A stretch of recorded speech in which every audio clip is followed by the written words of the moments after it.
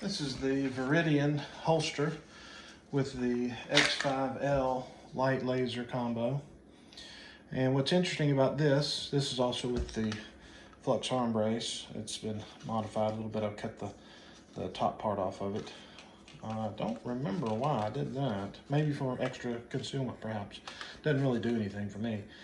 In any case, this would, the advantage of this is I'll turn the light off for the camera and keep the laser on. But the important part is with the light and laser, it comes on and off when you put it in the holster.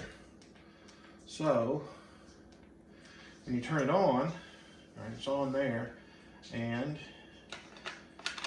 let's see, you see it on my hand there. As soon as I put it in the holster. What are you doing? Go in the fucking holster. Jesus, what's so hard about that? I put it on my leg. There we go. So notice as soon as it goes in the holster, and as soon as it comes out of the holster, the laser's on, and when it goes in the holster, the laser goes off again. So now where this comes into play is, now notice it's being on an outside holster, it's certainly not as concealable. You might could do a button down, maybe. If it was an unbuttoned overshirt, that would certainly conceal it. But it's just not as concealable as if it was inside the waistband. However, this is a lot more comfortable than inside the waistband. And it's secured with a finger button. With the laser, what I was getting at is when the laser comes on automatically, you're picking up the laser dot even before you're indexing the scope. Now, of course, this is assuming close range, indoors, maybe low light, nighttime maybe. Still with a dot scope, I guess, in case you can't find your dot scope, excuse me, your laser.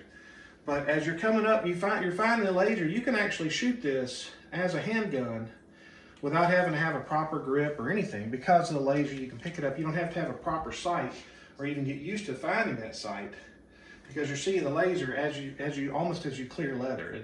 You're seeing it go right across the ground as it comes up to the target, right? So maybe that's the happy medium, is carry with a holster with a Viridian x5L. Another thin way to go would be the Crimson Trace Laser Guard Pro in a crossbreed hybrid holster. I have a video of that also on my channel. Maybe I can put a link to it in the description. But you know, the SIG 320, I would like for that to be better than the Glock, but it's just not. It's just not. The Flux P320 is what I'm talking about. It's just not better inside the waistband, and it's certainly not better. The P320 is not more comfortable in the waistband. It's not. The Glock is. The Glock is sleeker. It's a little bit thinner. It's a little bit easier to carry inside the waistband with no holster. And with its design, it actually fits multiple holsters, crossbreed, Black Hawk, Omnivore, for instance. This particular one is probably the better. This is probably the best level 2 holster I can think of, with the finger button, with a lock. You know, the Black Hawk Omnivore has to have a finger extension on the thumb drive extension, which is a 3D printed part.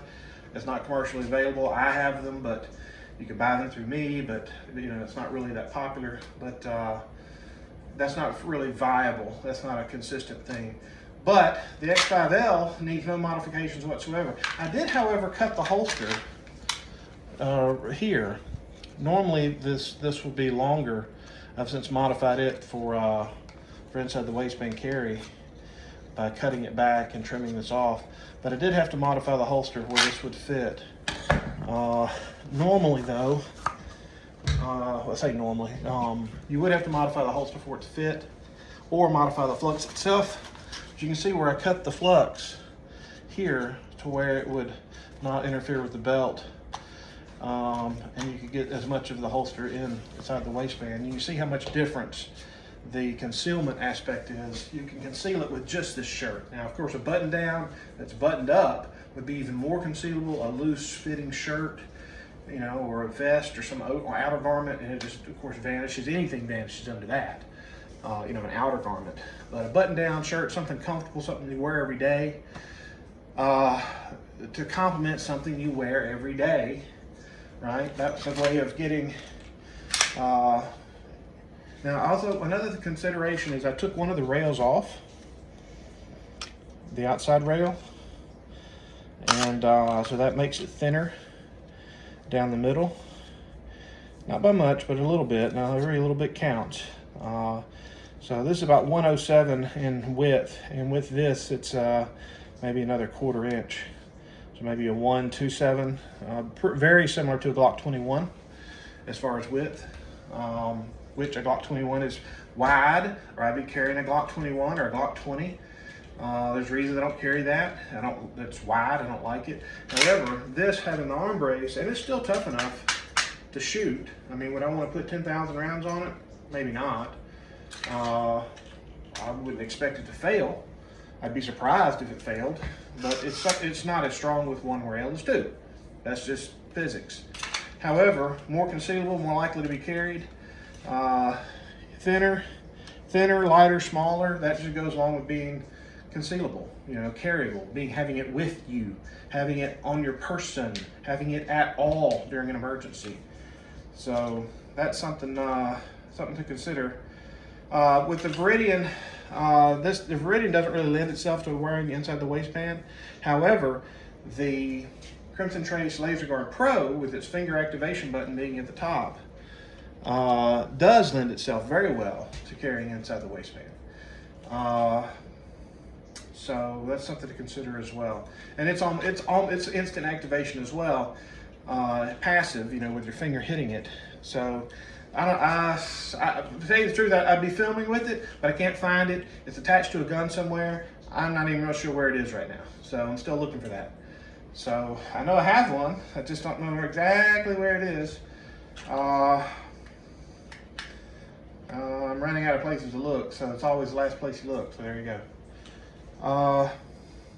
But yeah, that holster situation, the Viridian X5L with its companion holster where it turns on and off at the same time. I've actually got a button extender. The 3D guy's printing me a finger button that's longer, because my finger doesn't quite hit it and when I grab it normally. That is a flaw. That is definitely a flaw. I don't have small hands, right? So I think pretty much everybody has to scoot their hand down to hit that button, and that's kind of BS. It'd be nice to have it just hit it right there.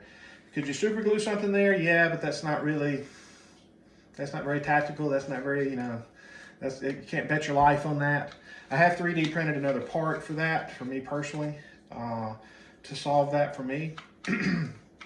But like I said, it's just not popular enough to sell that part. But that would be that longer, being a little bit longer, and having to modify the holster is the only real variable in this whole recipe here. But other than that, it's the probably the best locking holster option for the Flux arm brace. In my opinion, that's the best locking option. It just happens to have an automatically activating laser and light, and it doesn't occlude your grip at all. It doesn't mess with your grip at all, and I like that part. The Flux itself already messes with the grip. I don't like that, but that's just cost of operation.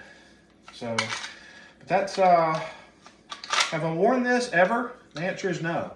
I haven't worn this for a single day with the holster. Now, I have worn the Flux itself inside the waistband for a full 365 days in a row. So that gives you some kind of idea of the difference in concealment, you know, options from this versus just carrying in the waistband. And this is a lot more comfortable. You know, if I could get away with that, I would have gotten away with that. I would have certainly welcomed it. But with my clothing style and the concealment and the heat or the weather, all these are variables. So, you know, having an inside the waistband holster, of course I wasn't carrying with the x5L. I was probably carrying with the TLR with the finger activation button, and cutting the wings of the thumb activation wings off. But, you know, having an arm brace may be better than a light and a laser on the gun. If you have to choose one or the other. I mean, I'm not even sure which one I would choose. For an average person, it probably is 10 times better than a laser, or a dot scope for that matter. An arm brace is better than a dot scope or a laser. It just takes 90% of inaccuracy is the human element, and the arm brace takes that out of the equation. It takes the human error out of it and turns you into basically the best pistol shooter in the world instantly, because you're now shooting at the mechanical abilities of the gun, and that's what the best shooters in the world do.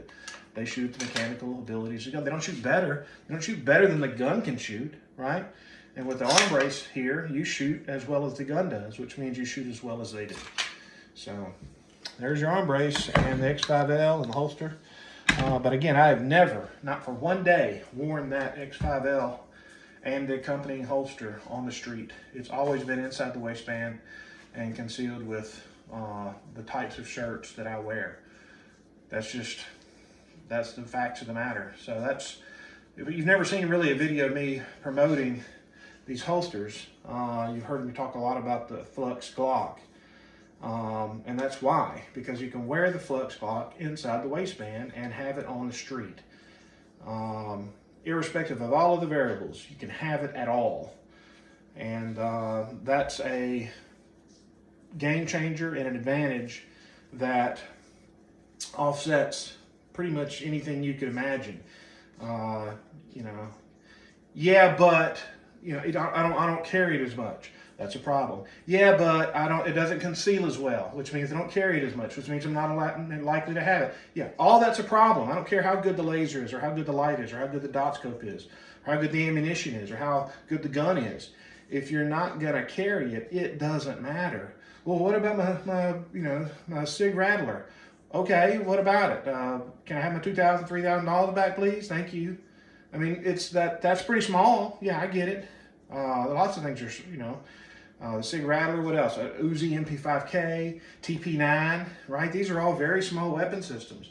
Even the USWG, the USW320, those are all very small systems as well, but they require that folding stock, and that takes more time. It takes a dedicated, you know, desire to do that, where the collapsing stock can deploy on the draw, where it doesn't take you any time at all. You can actually use it for short range. You can use it for everything. If there's somebody right in front of you, you can draw and deploy this. And yeah, if it takes another half a second, I agree that can get you killed in certain situations. Sure. But so can shooting like crap. That can get you hurt just as easy. So if I had to pick one or two, if I had to pick a professional shooter with a thumb brake, which might slow him down by half a second, or I had to pick an average Joe off the street, you know, with no thumb brake, I think I'd pick the professional.